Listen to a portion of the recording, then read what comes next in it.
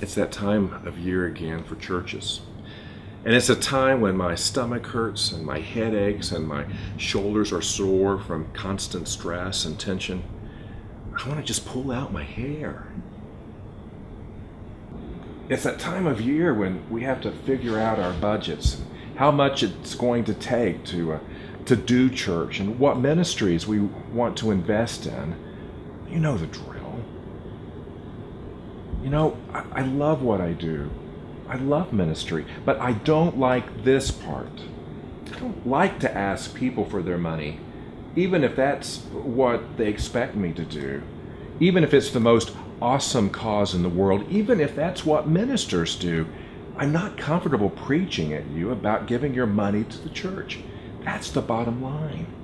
Okay, yes, it's biblical. Yes, Jesus talks about it throughout the Gospels all the time. And yes, it's good for us. I know all that. But still, I don't like that part. So, here we are. It's stewardship time again.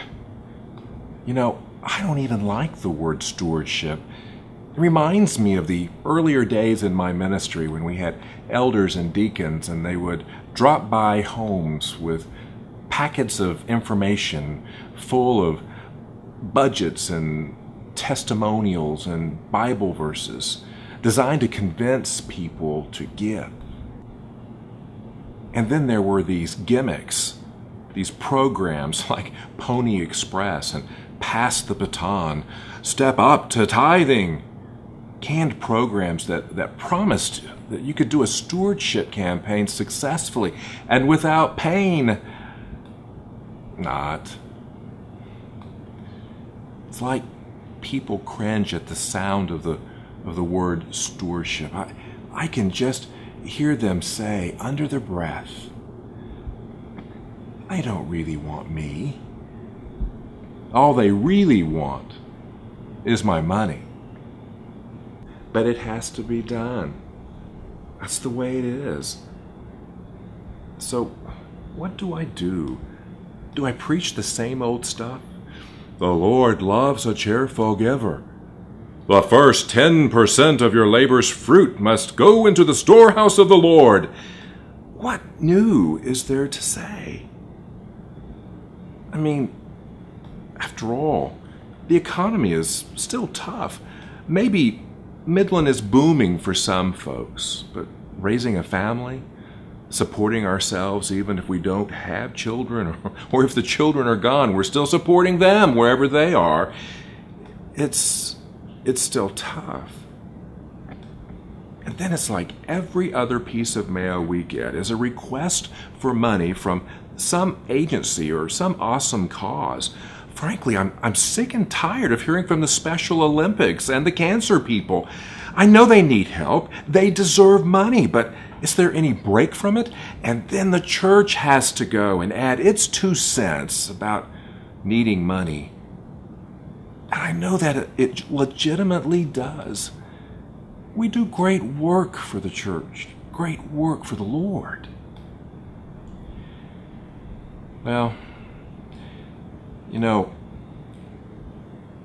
I'm the problem. I'm the wet blanket. I'm the wimp here in all of this.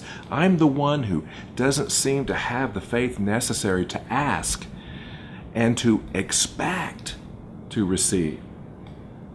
After all, we are increasing next year's budget by some $40,000. That's about a 28% increase. Unbelievable! The reality is that the budget actually needs to be larger. There are other basic things we need to include in order to be a fully rounded church. Our outreach dollars need to be significantly more. Our staff salaries are not competitive. But I'll be honest, I'm the one that's holding us back from even asking. I don't want to burden people or turn them off. I'm terrified they won't come anymore if I beat them up with how much money the church needs. How in the world are we going to do it? Trust God? Really? And I'm the pastor. I've done my whiny thing. I've bared my soul and shared my insecurities. I've acknowledged my crisis of faith regarding stewardship, but nothing has changed. It's still stewardship time, and the budget has to be underwritten. And I need an attitude change.